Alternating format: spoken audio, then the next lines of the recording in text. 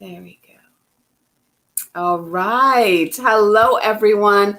Good day, and welcome to Soul Chats, where we have conversations that inspire, empower, and move you. And today, I'm so excited to have this beautiful goddess here to have this chat with. Camilla, welcome. Welcome. Thank you. Thank you for having me.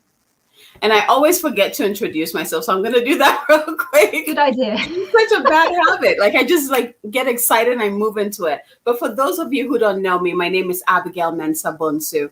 I am the founder of Moon Goddess Academy and Moon Goddess Publishing. And so with that, Camilla, let's start with that. Introduce yourself, who you are, what is your service in the world? It's been a really long journey to get here. So this feels almost, I don't know if it's like a coming out, like really staking my claim in the ground today. But I'm a writing coach. I'm a publisher at my own publishing company, Tecassia Publishing. Literally my whole life has been creative. I do something of everything, and it's all been around stories. And I've kind of brought all that together to now I write my own books, finally, after a very long journey, but I help other people. I empower them to find their voice, like unleash themselves, whatever their story is, to really bring it out and share it with the world. Oh, beautiful. And it's so needed. Like, It is. and let's go into that. What ignited your path to creativity, to, writing, and also that, that inspiration to actually help others to tap into that juiciness as well? When did it begin? Well, I've always been creative. Like as a child, I did everything. I sung, I painted, I drew, I danced, I did all of it. And I think the dream was to be a writer. But what happened was a relative made a comment when I was about 8 about a piece of writing that I'd given them to show. You know how kids are, they're all excited. Please look at my work, it's an amazing. And they made a comment that just made me feel not quite good enough. And it was almost like the pen kind of crumbled in my hand, as it were. And the dream just died. I just thought, oh, well, if I'm not good enough, I'm not going to do it. So stories had still been a big part of my life. Like books, I just read and read and read. No one could stop me reading. But because I then couldn't write, I was like, oh, well, what can I do that kind of keeps me around stories, keeps me in that, because I had a vivid imagination. What can I do to keep me in that world? And I found I was good at graphic design. So I started doing that through high school. Didn't want to, it was under protest at first, but eventually I kind of found I was good at it and realized that I could design the books that the stories lived in. And it was like this sort of ding, ding, ding. Oh my goodness, I can still stay around the stories. I can just design the books. So I did that as a freelancer for quite a few years. Freelance design, it's a sort of dog eat dog world. It's just really hard. And I had this incident with a client where I'd quoted them. They were a regular client, and I just quoted them as I normally would, pre-agreed rates. We all knew what we were doing.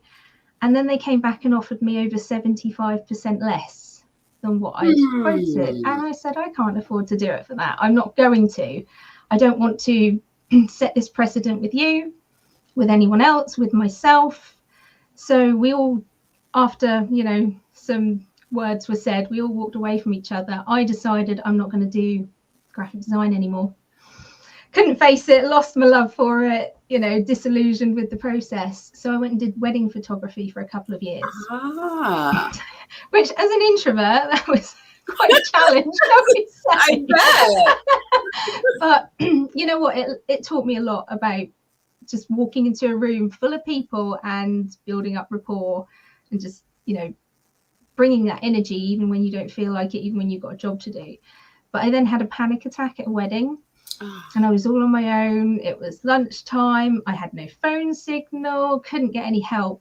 And I just thought, that's it. I can't do this anymore. It's not fair on me, not fair on the couples. It's just not okay. So I went back to design because I didn't really know what else to do. And I started to help people with their books.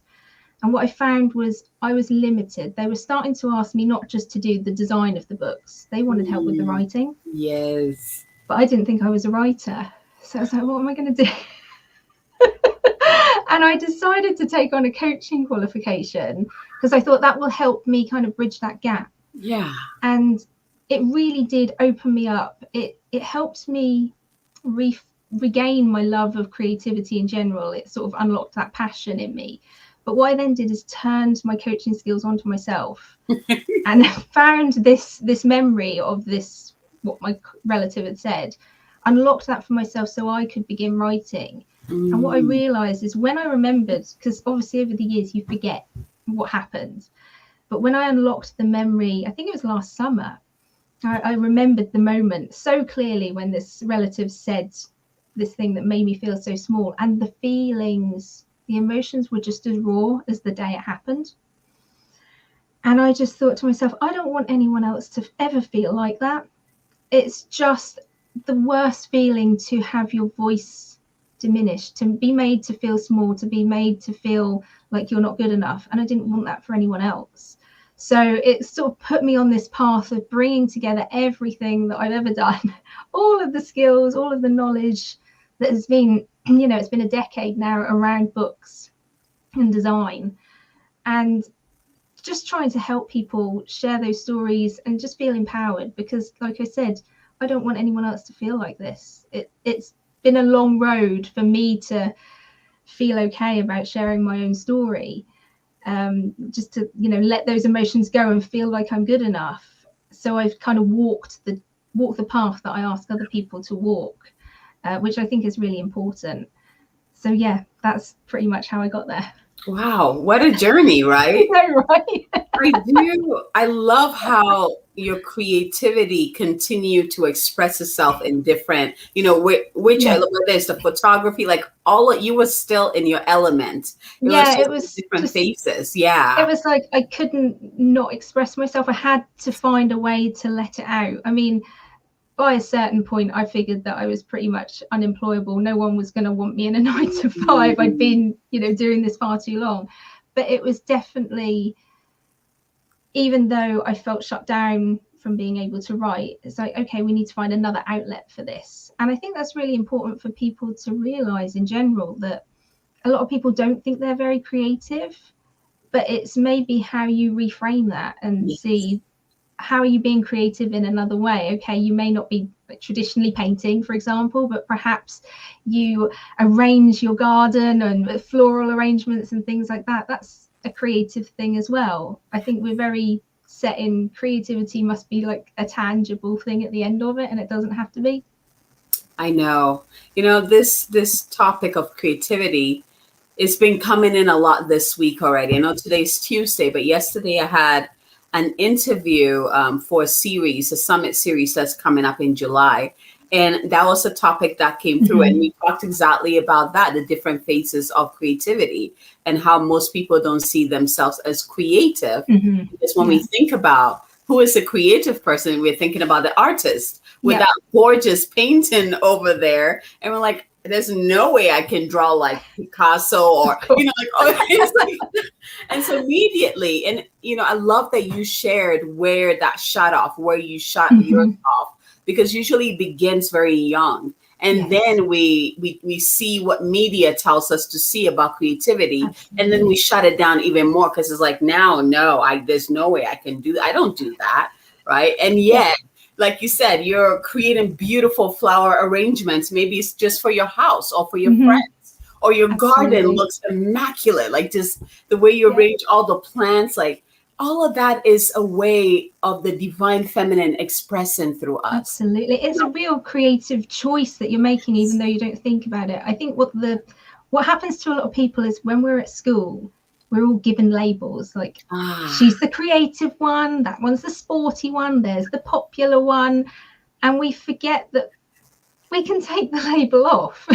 A lot of people go through life thinking that they have to keep the label on. It's like, no, you don't. You don't have to fit yourself into that box, because that's not going to do anyone any good. And that's why so many people, I think, start to feel lost and confused with who they are, because they're trying to conform to this one label that doesn't fit them. It's like, actually, you can wear all the labels and you can suddenly decide one doesn't fit you anymore and change to something new.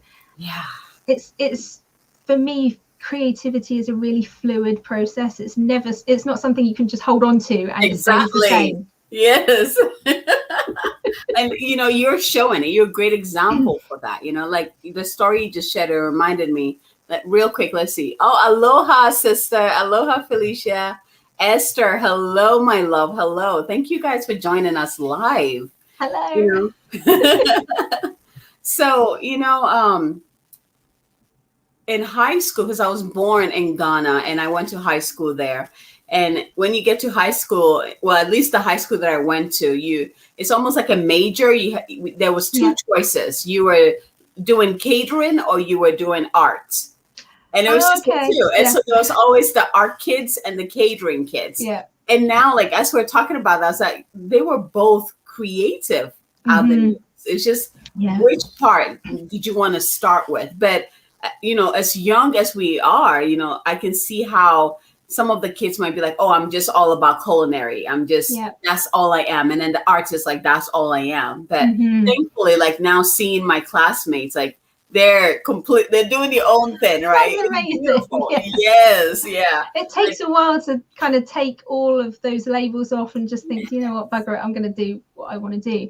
But I tell you what, that's just reminded me of, which I think is really interesting with that link between culinary and creative, because I see baking and things, that's a creative thing. It is. Like my husband, he's a cook and he can go in the cupboard, find just random things and just put them together and make something, whereas that's not my skill set, but he can just make a meal out of nothing. But what it's reminded me of is on my dad's side of the family, they're Greek, so obviously I've got a lot of that wisdom and we've learned, over the years, you kind of grow up with it. And there was a word that I learned probably when I was only about 10 or something. It's meraki.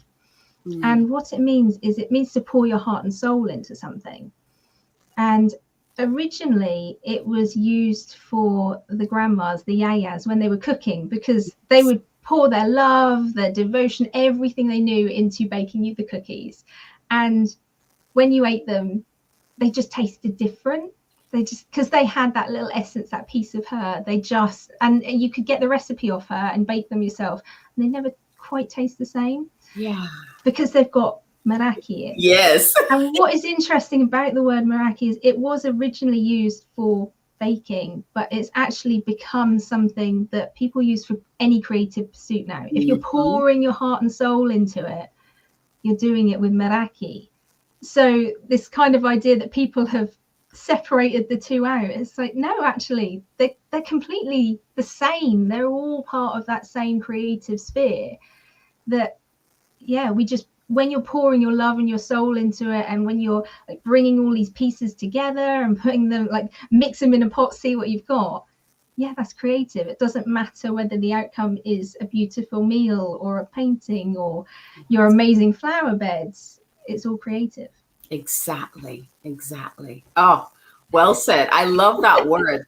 Meraki. Beautiful word. I love it. Beautiful. Thank you for sharing that with us. You're so welcome. It's one of my favorite words. It's kind of a word I try to live by. It can be hard because it's also one of those things that it can be a bit, I suppose, exhausting when you are pouring your heart and soul into it. If you pour too much of yourself and give too much of your energy away, that can be hard to find the balance. But as a concept, when you do find that balance of just pouring your love into it, but you're still holding that boundary of, keeping your energy within yourself, you're not depleted, then I think you're golden in terms of creativity. Oh, I love that.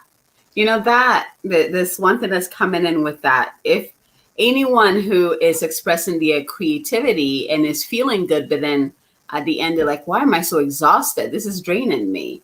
And I love what you said, keeping your energy within. There's something about creativity when you open that channel. There's two ways you can do this. You can either open the channel and using your energy, just tapping into your own energy and then operating from there. That's how you end up feeling depleted. Or you can open yourself and then open that main channel from above and below and merge it within your heart and then pour it out.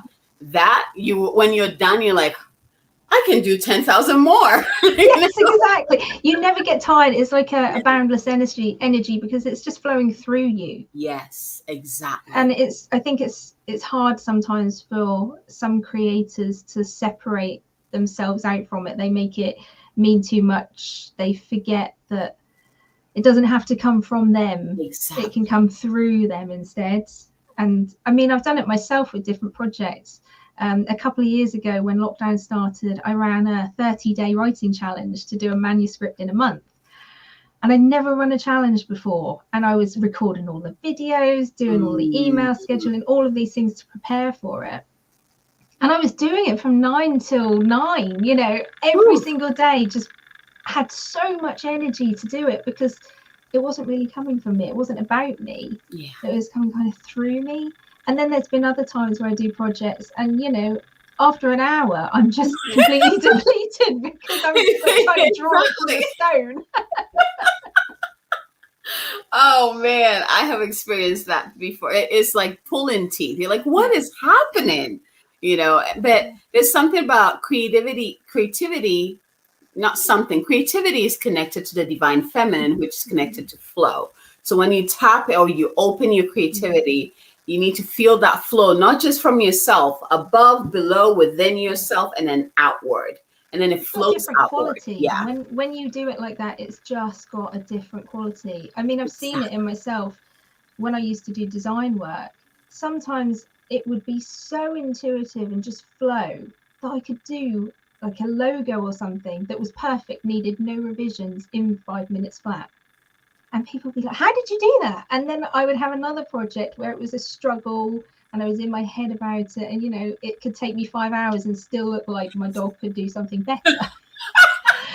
But when you've kind of connected to the divine and it's just flowing, it's just there. You don't need to think about it. It just happens effortlessly. Exactly. I love what Felicia said. She said, I guess in the South, that would be you put your foot in this. Yeah. So like when it's I think she's talking about the Meraki. Oh, you know, okay. like pour in Yes. all of you in it. It's like put your foot in it. Yeah. I think I've heard that phrase before. Yeah. But you know, oh man, yeah, I have to bring you back again so we can continue this chat about creativity. Because I want us to I know you have an invitation, you have an amazing project that you're currently calling align people to come in and join you to co-create. Tell us about that. So last year, I mean, obviously I've been on this journey with books for so long, and I think last year I suppose I just accepted my calling, started to really realize what my true purpose was and stopped fighting it. Because there'd been so many times when I'd been a bit love and hate about it and what do I really want to do? And I just accepted it. It's like, okay, here we go. What does the universe want me to do, as it were? And these 2 book titles just came to me. I don't know if it was in a meditation or when it was, but I just saw 2 beautiful book covers and 2 book titles. And I thought, oh, these need to be out into the world. And I knew that I wasn't the person to write the whole thing. I knew it needed to be something that we brought lots of people together because there's wisdom in the collective. And also we've been going through such a time of flux that it's really important to kind of show a new way of doing things, to be these beacons of light for people.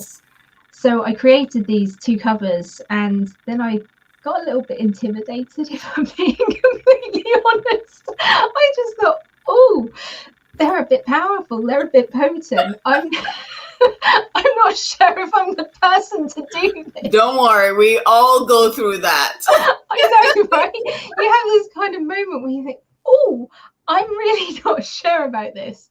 So I kind of sat on it and just thought, well, if they're meant for me to lead them, they'll stay. Yes. Because I truly believe that about creativity and creative ideas, that if it's meant for you, it won't leave. If you kind of enter into that, I suppose, that contract with your creative idea, it will wait for you. And in the meantime, I went and worked on myself because I realized I wasn't going to get anywhere with my mission in life if I didn't work on myself and get over being a leader, not being afraid to be seen, etc., etc. So I just went and did that and kind of, I suppose I forgot about the books a little bit. not on purpose, but they just kind of went out of my field of vision for a while. And all of a sudden, a couple of months ago, I was in a meditation and it was like, you need to get these books out. They're ready now. And so are you ready to lead them now. I thought, oh, okay. And I remember just taking that moment and having that breath and thinking, okay, yeah, I think I can do it this time. Maybe last year I wasn't ready, but now I am. Let's do it. So the book titles are called Guiding Lights, and it's about entrepreneurs who are creating divinely led businesses. And I think it's really important for that title to kind of show the breadth, because there's people who are going to be connecting with angels, and then there's God and universe, and so many different interpretations of it, that it will be amazing to just show all the different ways that we work with something divine to create a business, and the flow that you can get from doing that. Yes. So that's that title, which I'm really excited about. It's got a beautiful cover. And then the other one is more powerful. It's more bold, because it's called Paradigm Shifters. And this is for visionary people who are creating new paradigms in life. They're not accepting the status quo. They are challenging. They are revolutionizing lives, business, industries. They're saying, you know what? I'm doing something completely new. I'm leading people. So it's got a different group of people who I'm calling in for that. But I know that they're bold, they're brave. They've got something really, I think it's going to be quite an emotional book, that one, because there's so many challenges that you can face when you are trying to do something that no one's ever done before, like carve your path out of the rock, as it were. So I'm quite excited to see where that one goes. But I think they're both going to be really, really beautiful. And obviously the covers, I don't want to toot my own horn, but they are beautiful. Gorgeous. Yes, they a lot of people gorgeous. have been commenting and saying, wow, the covers are just amazing. So it's not just me thinking I did. No, it is not. It is It's not. always nice to have other people confirm it for you, though, right? Totally. Yeah, I remember when you first shared it, and I was like, oh my God, did you design these? And you're like, yeah. I was like, yeah, we need to talk. Gorgeous. And the titles are, I mean, I can feel it. I can feel the intentions behind it and how much is needed. You know, like with Paradigm Shifters, immediately I was like, I know people who would be great for this book, who are badasses at that. And that is their work. And they do it so beautifully and gracefully. You know, I will make sure I tag them in the video so that they can check it out. Yeah, there. But I'm so glad that you said yes to creating these creative containers for people to come in and share their stories in a way that is such a blessing. I feel like these multi-author book containers, especially with our community, is very heart-centered. You know, once you step in, it's a journey, it's a heart-led journey that transforms every bit of you and your life and your business. Such a blessing. So thank you for saying yes. It's been quite a journey. I mean, having been in graphic design and photography, they're not always the most supportive communities to be in. They kind of make out like they are, but they're quite competitive. And then writing a solo book can also be quite lonely. And I was in a Sacred Redesign earlier this year, and just the experience is totally different. Everyone's supporting, everyone wants everyone to win. It just feels so different. So the idea of doing that again with these two books is just so exciting, because it's not just about the book. It's about what happens afterwards, about the people that you meet and get to make friends with and stay connected to, and how everyone's helping each other long after the fact. That just makes it so amazing to be part of these things. Yeah, we're really changing the face of publishing. Yeah. And you know, because you're in the community, you know, we're all mingling, like we all support each other. Definitely. We do this for each other. It doesn't, some of us have titles that are kind of similar. We still support each other, because at the end of it, it's not about competition. It's about what is ready to come out in the world. What light pillar is ready to be anchored. And that's what I think that it doesn't matter when people do have similar books, because I know you and me, you've got your Oracle book that's got that similar kind of feel. but your books and my books, they'll speak to different people. Yes. Like one book is not for everyone, and Ex- that's okay. That's the beautiful thing about it, that there's enough for all of us. Yes, exactly. It's like going into the abundance and Yes, prosperity consciousness. absolutely. Yeah. Oh, Camilla, thank you for joining me today. Like I Thank you said, for I'm having going to me. have you back again so we can talk more about creativity. I would love to, There's because it's more been a there. pleasure. I've had one of those days, you know, it's been really, really hot. My face has felt like it's melting in my office. And you have just, this chat has really centered me, really grounded me. It's been a pleasure. It really, really has. So thank you for having me. It's been lovely. And I'd love to come back. I really would. Thank you, my dear. Well, thank you everyone for joining us. Thank you. We're so grateful for you. And I have her information above. Just click on that link, find out about her amazing books, and then you can see the book covers we're talking about. Yes. Gorgeous. Go have a look at the covers.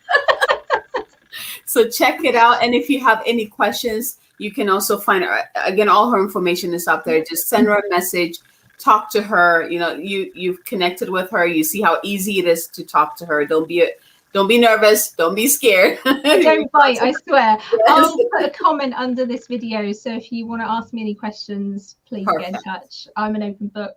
Perfect. Pun intended. Thank you, everyone, and enjoy the rest of your day. And happy full moon. Enjoy. Yes, happy full moon, everyone. Bye, everyone. Bye.